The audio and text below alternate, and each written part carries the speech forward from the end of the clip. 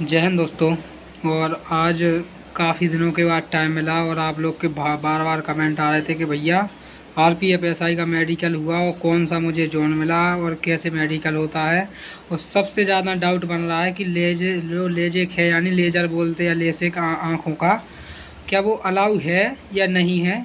तो आपको सीधा दिशा निर्देश आप उसमें पढ़ लेना, यानी पॉइंट लिखा है उसमें सीधा मेडिकल उसमें, और आप गूगल भी सर्च कर लेना कि आरपीएफ एसआई एवं आरपीएफ कांस्टेबल में होता है B1 का। अब ये क्या है B1 ये आप समझ लो पहले कि रेलवे में होते हैं medical type wise A1 A2 B1 B2 C1 C2, ऐसा सबसे नॉर्मल कहलाता C2, यानी जो सर टेक्नीशियन लेवल में हो, यानी बहुत हार्ड ग्रुप डी लेवल में होता है। और A1 मेडिकल होता है, इसका मतलब मान के चलो कि A1 मेडिकल होता है अपना ALP में।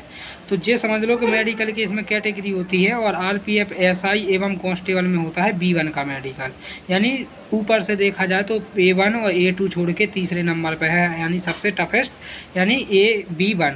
तो आप समझ लो सीधी सी बात है कि लेसिक अलाउ नहीं है, लेकिन वो आपकी किस्मत की बात है कि आप पास हो रहे या नहीं हो रहे। ये बात हम खुद बता रहे हैं। हमारे यानी साथ में एक भैया थे, नाम हम नहीं लेंगे क्योंकि ये गोपनीयता ज़रूरी है।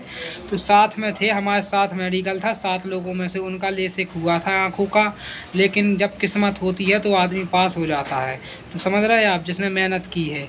तो उन भैया का यानी उन्हें भी डर लग रहा था कि लेसिक अलाउ नहीं है ये वो, उनका भी दिमाग ख़राब, यानी तो मैंने कहा यार भैया परेशान नहीं होना, अपना यानी जो होगा देखा जाएगा। तो वो लेसिक था उनका और वो पास हैं। अब ये आपको बता दें कि हम लोग का मेडिकल था चेन्नई में, तो चेन्नई में भी 3-4 हॉस्पिटल में था, जिसमें से हमारा यानी हमारा था, यानी प्रॉपर हॉस्पिटल भी नहीं बता रहे क्योंकि देखो एक भाई की गोपनीयता है, हमने इतनी बताई काफ़ी है। तो आप लोग के लिए बता दें कि देखो अगर लेसिक आपका अगर बहुत पुराना हो चुका है, आंखों पे जहीं का तहीं लेंस आ गया या यानी जैसी जब चीज़ें हैं तो वहाँ पे चल जाते हैं। देखो यहाँ पे किस्मत काम देगी। और बाकी अगर ऑफिशियल देखा जाए तो आरपीएफ में यानी एसआई या कांस्टेबल में लेसिक अलाउ नहीं है, यानी लेजर आँखों का अलाउ नहीं है। और मेडिकल प्रोसेस कैसी रही मेरी, यानी कैसे क्या हुआ, प्रारंभ से ही बताते हैं कि मेरा 17 को मेडिकल था तो 16 को यहाँ से पहुँच गए थे। तो पहुँचने के बाद 17 को तो केवल और केवल डॉक्यूमेंट्स यानी ऐसे ही, यानी तुम्हारी अटेंडेंस भरी थी, डॉक्यूमेंट्स भी कुछ ऐसे ज़्यादा चेक नहीं हुए थे, कुछ नहीं, बस अटेंडेंस भरी थी। वो पैरा जो एग्ज़ाम में भरा था वही अपन ने मैं डीवी में भरा था, वहाँ पे क्या नाम पीएसटी में यानी रनिंग में वही। उसके बाद यहाँ पे भी वही पैरा लिखना था, उसके साथ साथ 1-2 और राइट करने थे, यानी तुम प्रूफ हो जाए कि तुम वही हो। और जो आप लोग ने फॉर्म भरते समय अपने जो मार्क्स बताए थे ना कि यानी कहाँ पे जैसे मेरे नाक पे तिल है या फिर ये अपने बताते हैं आइडेंटिटी मार्क्स, तो वो चेक किए गए थे और आपकी यानी वेरिफिकेशन कर लिया गया था। उसके साथ आपका आधार कार्ड वेरिफिकेशन हो गया था फ़ोन से, और 10 के 10 उंगलियों के निशान यानी 4 के 4 जे अंगूठा और इस हाथ के भी, तो ये उंगलियों के निशान आराम से उनने पैड पे लगा के और एक पेज पे रख लिए थे। और भी 1-2 फॉर्मेलिटीज़ हुई थी जो डॉक्यूमेंट्स वगैरह की थी। तो 17 को कुछ नहीं, और उसके बाद जाके हॉस्पिटल से टिकट कटा दी थी कि कल तुम्हारा मेडिकल यहाँ होगा।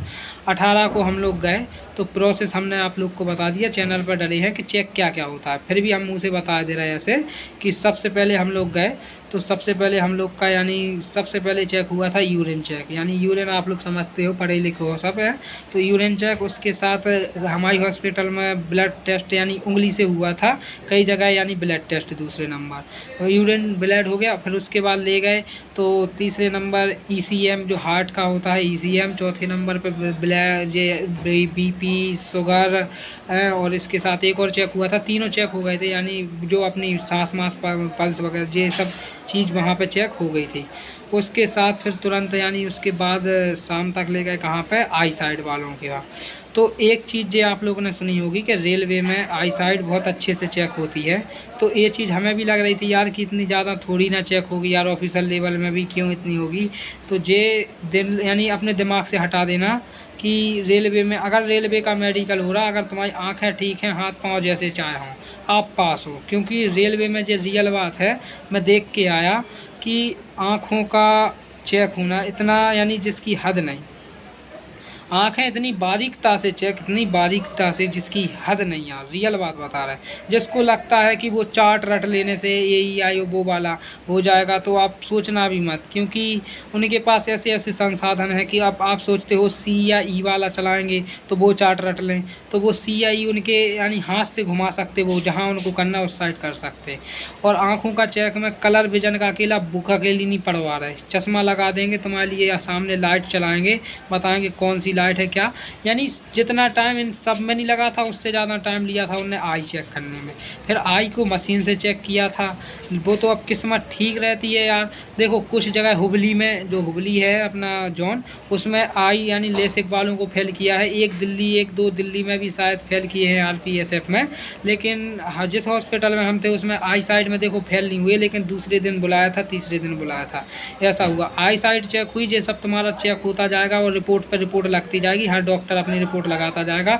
कोई उन डॉक्यूमेंट्स पे नहीं भरेगा, कोई कुछ नहीं भरेगा, अपना जो जो यानी जैसे ECM है, जो हार्ट का है, BP मीपी, ये सब लिखता जाएगा अपना एक पेज पे, और आराम से जो जो अपने जिस डॉक्टर के पास जाओगे वो लिखता जाएगा, अपना सिग्नेचर लगा देगा और उसी फाइल में रख देगा। अब वो लिखेगा नहीं उस पर।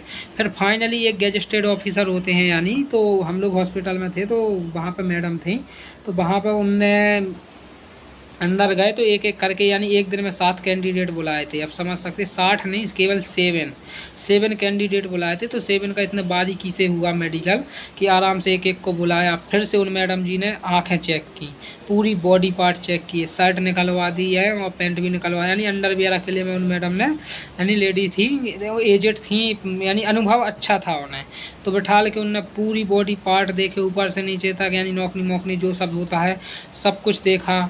और उसके साथ यानी जो अपनी फिर से BP उनने चेक किया, उनने फिर से पर्सनली आँखें चेक की, लेकिन बस उनके पास मशीन नहीं थी, यानी ये ऐसे ही थी। निकट दृष्टि दोष, दूर दृष्टि दोष, कलर विजन, ये सब चेक करने के बाद और फॉर्म वॉर्म भरे जाते हैं कि क्या कभी आपका एक्सीडेंट तो नहीं हुआ, क्या आप कभी TB से ग्रस्त, यानी बहुत सारे ऐसे कोई लंबी बीमारी के चलते आप यानी कभी बेड पर तो नहीं रहे, ये सब चीज़ें पूछी उनने। और फॉर्म पर अपन को भरना भी पड़ता है कि आपको शुगर तो नहीं, ये सब चीज़ें उनमें देखी जाती। तो ये सब उनमें देखते जाओ, करते जाओ। और उसके बाद वहाँ पे अगर मैडम ने या फिर जो भी गेजेस्टेड ऑफिसर हैं उनने अगर बोल दिया मेडिकल कंप्लीट, देखो रिजल्ट नहीं देते फिट हो या अनफिट हो, बस इतना कह देंगे मेडिकल कंप्लीट। तो यानी आप अगर पहले ही दिन मेडिकल कंप्लीट मिल गया तो समझ लो 100 में से 100% आप पास हो। दूसरे दिन अगर जिनको थोड़ा सा डाउट रहता तो बोलते इनको कल बुलाओ फिर से चेक कराएंगे, क्योंकि आई 6/9 भी चल जाती, लेकिन पहले दिन जिसकी 6/6 से आराम से पास कर देते।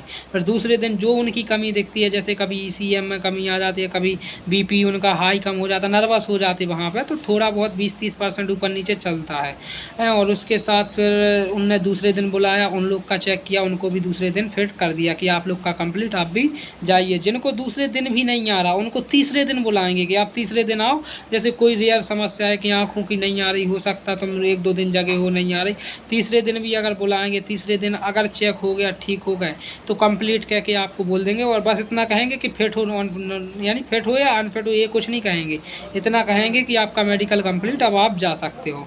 और बस इतना कह के आप लोग मेडिकल कंप्लीट हो जाएगा और आप आ जाओगे। और बस बोल देंगे वहाँ से कि पुलिस वेरिफिकेशन को आपके डॉक्यूमेंट्स निकल चुके हैं। तो यानी यही है उसका, ये रीज़न नहीं है। और ये है कि पहले ही दिन यानी 7 बंदों में से 4 लोग हम लोग यानी तुरंत फिट हो गए थे।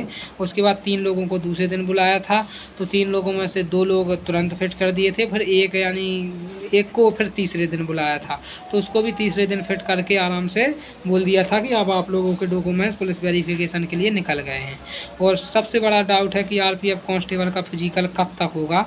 तो देखो यार, अब पता नहीं उनका क्या मूड चल रहा है। जब एक ऐसा तो है नहीं कि एक दिन का काम है, उसके लिए पूरा एक प्रॉपर स्टाफ चाहिए पड़ता, IG DIG साहब यानी महोदय और को चाहिए पड़ता, तब जाके वो सब चीज़ें होती हैं। उन लोग का ये है कि जब वे लोग फ्री होते तभी ये सब काम हो पाते। ऐसा तो है नहीं कि चलो हाँ उठे दौड़े हो गया, तो टाइम लगेगा, लेकिन थोड़ा प्रैक्टिस करते रहो, अपनी लगे रहो, पढ़ते रहो, वैकेंसियाँ भी लगी हैं। बाकी मिलते हैं आगे। जय हिंद, जय भारत।